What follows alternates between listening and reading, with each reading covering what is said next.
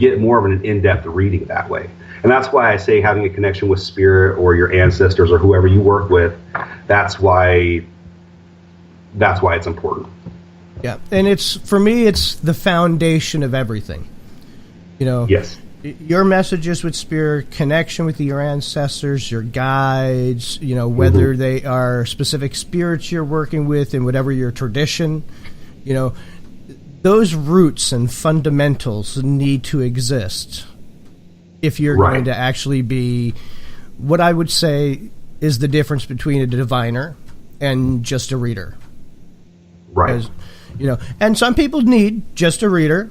They need to go for certain things. Not everybody needs to have the diviner that can look deeply into certain situations. And not everybody is having spiritual work, and that takes a lot more divining. Yes, absolutely. Because, if you're calling me about spiritual work, I'm going to do your initial reading first. I'm going to do, in the consultation, I'm going to do your initial reading first.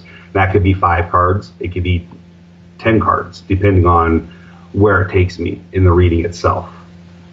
And then, I'm going to, depending on where that goes, I'm going to go out to my little spiritual house and I'm going to have a conversation with my spirits out there. I'm going to divine on it. I'm going to say, do we do this work? Yes or no? If we're going to do this work, what do we need? And it's based off of what I'm told, what we need and what we need to do. Then that's when we start getting into more of the nitty gritty and more into the deeper aspects of the work. Right. Because there's a lot of work involved. Yeah, it is. That's why, people will call me like, can you do this work? So I'll do the initial reading and I'll be like, well, you know what? Let me look into this and I'll call you back.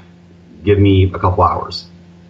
And then within that couple hours, I'm doing a lot of other divination techniques. I'm using the chumulongos. I'm, the coconut shells. I'm talking to the spirit in my spiritual shed or my spiritual house. I'm talking to my ancestors. I'm talking to my spiritual guides. I'm asking them, be able to do this work. If we do this work, what do you want for this work to work? What do I got to do?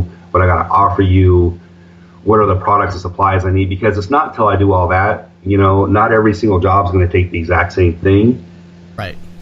And I can't give everybody the same price because it really depends on what I'm shown needs to be done. Right. Because there's always what needs to be done, what's involved, what items you need for the particular work, So it boils down to, what it's going to cost you in time and material. Energy, yeah. Exactly. Yeah. As a diviner, what would you suggest for new people, that are looking to get into divination, if I can talk correctly today, and, people that may be doing spiritual work in reference to how to lift them up and help them obtain better information? If you want to start becoming a diviner, my suggestion, because this is what I did, is start easy. Don't think you have to buy the most complicated deck out there.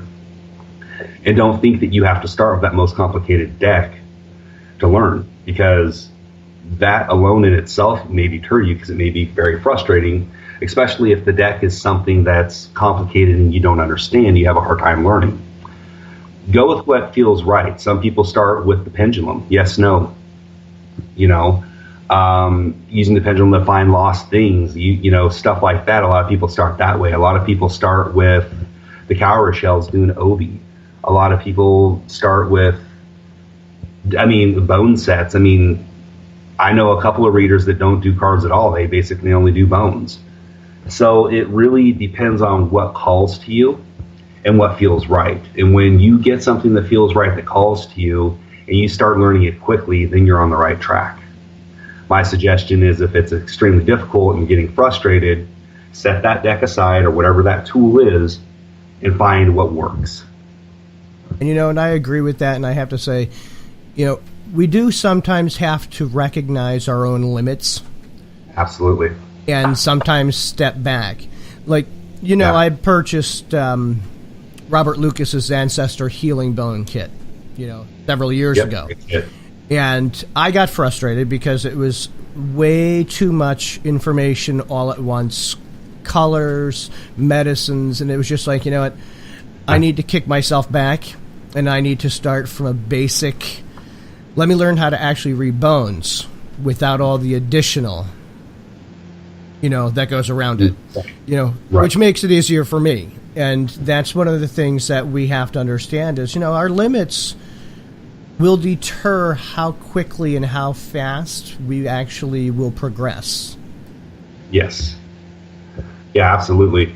And then my other suggestion is if you're going to do spiritual work, if you're going to get in to start doing workings for people, whether it's doing conjure or root work, whether it's doing ancestral work or necromancy, working with the dead, or whether it's going to be Orisha or one of the initiatory paths that use their own spirits, learn that house's way of divination as well, because it's important. Because if you're going to be working in that house or your Manunzo or whatever they want to call it for that tradition, learn that, because it's going to be very important, because you're working with those spirits, and that's how you're going to communicate with those spirits, is through that divination. Right. And it's a constant everyday thing. What's that? It's a constant everyday thing. Yes. Oh yeah. Yeah, and when you get to the work, when you're doing work, it's also important to do divination during the work, because you may discover during the work that something needs to change, something needs to be added, something needs to be taken away. There may have to be something that completely switches up the entire working altogether right in the middle of it. And the only way you're going to know that is by doing divination on the work frequently while you're doing it. A common mistake I see and hear from a lot of people is, I did this work and it didn't work. I'm like, okay, well, what did you do and what were you trying to do? So they tell me, and I'm like, okay, but did you divine through the work? Well, what do you mean divine through the work? Just what I said. Did you divine through the work? Did you divine through the work and ask, does this need to change? Are we still on track? Is there anything that needs to be added, taken away, et cetera, et cetera, et cetera? There's questions you need to ask during the work, because there has been times when I was doing work where I've had to change a few things. If I didn't change those few things, it's likely that it wouldn't have worked out. Right. Because, everything is the energy of all the things and items and herbs and roots that we put into work. And people change on a regular and constant basis, as do their situations and their issues. Sometimes they get worse, sometimes they get better. And only through divining, as you are progressing through, can you make sure you're hitting all the spots that you need. Because sometimes Spirit will just sit there and tell you, she's like, nope, okay, that's not going to work. Yeah. Change course. I had a job that I was doing for a lady, and it was just a simple, she was already with the guy, they're already, in a pretty serious relationship, and she just kind of wanted things to be a little sweeter, so I was sweetening things up for her. And without saying too much, without giving away who it is and the type of work I was doing, partial way through the work, I was told to stop. Just stop. Stop the work. Don't go any further. Stop dead in your tracks. Do not take don't pass go. Don't collect the $200. Don't do nothing. So I called the lady and I said, well, what happened? She goes, well, what do you mean? I said, I was told to stop doing the work. She goes, I didn't tell you that. I said, no. You didn't tell me that, but the spirits did through divination. Well, without the work even being fully completed, she got what she wanted. It happened before the working was even done. So Spirit was telling me basically to stop wasting my energy and my time. And it was so early on in the work that I don't necessarily think it was me. I think it was just the universe. It was just meant to be, and it was the timing. And, and it's important that we recognize that. I had a similar incident, when I used to work in the Botanicas, and I had a woman who had her heart set on this one particular man. She loved this man for years. She wanted to marry this man, have some kids, and, it was constant, doing work, lighting candles. She was doing this, she was doing that, and, even, having me do work. And there was somebody working against, wanting them to be together. And I sat down and told her, I said, look, I said, you need to just stop. Don't do anything else. Give it to God, put it in God's hands, let Spirit handle everything. And, it took a couple of years. But, I actually, 2 years ago, went to their wedding. Wow. Last year, she messaged me on Facebook that she was with child. So there you go. everything. And if we had continued, after hearing the message from Spirit, we could have thrown a wrench into the whole plan. Right.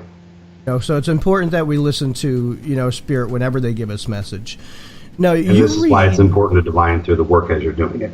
Yeah. And now you do readings. Is it specifically for spiritual work, or do you just regular readings as well?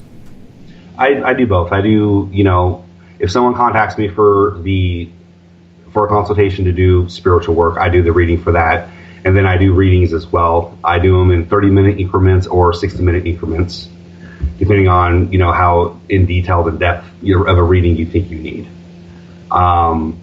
And, you can contact me and you can schedule that, or you can even schedule it on my website, which is ravensalley.net. And, it's on there. You just click on it, Oracle readings, and it gives you the slot specification times of 30 minutes or 60 minutes. Because, I wanted to make sure that people understood that it wasn't just divining specifically just for spiritual work. Oh, yeah. You did offer other. I spent some time today out and about, and I ended up down south, down by Oakland Park. I met with a customer that had bought some stuff with me. I hand delivered some product to her. And then because it was on my way, and I figured, why not? It's on the way. It's a great way to meet a customer that could turn into a client someday. You never know. And then I went over to an event where I was actually invited to, where I sat down today, and the lady was hosting a housewarming party for a new house that they had bought. And I had done some work for the lady some months back, and we had a really good turnout on the work I did for her. So she invited me to the party as a guest reader, and basically for the 12 or 15 people that were there, if they wanted the reading, they paid her the money, she gave it to me, and she gave me the names of the people that wanted the readings, and I sat there this afternoon and did readings. And none of them was about spiritual work. It was just basic general readings for 30 minutes each. And it's important that people know that that's one of the things that you offer, because I don't want them to think that it's all just spiritual work, or you have to have something done, because you are a diviner. I offer an array and variety of things. I offer talismans, amulets, charms, gree bags. I make all my own oils and my powders. I make a lot of specialized, specific protection charms and amulets for people, based off of what their need is. So I do a lot of custom stuff like that as well with the gree bags.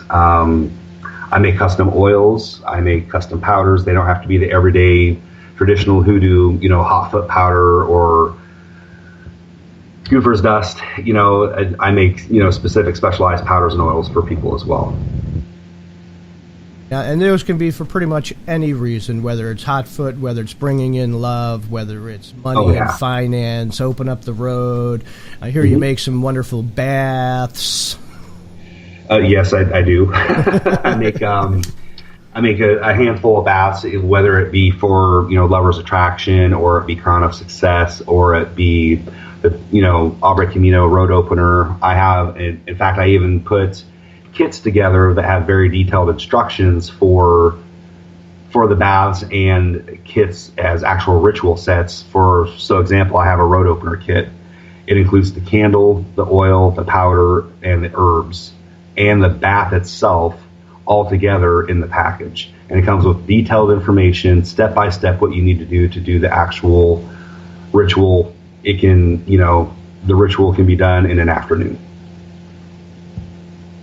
And your preferred method of divining is mostly cards, right? I mean, I know you do other divination while you're doing work.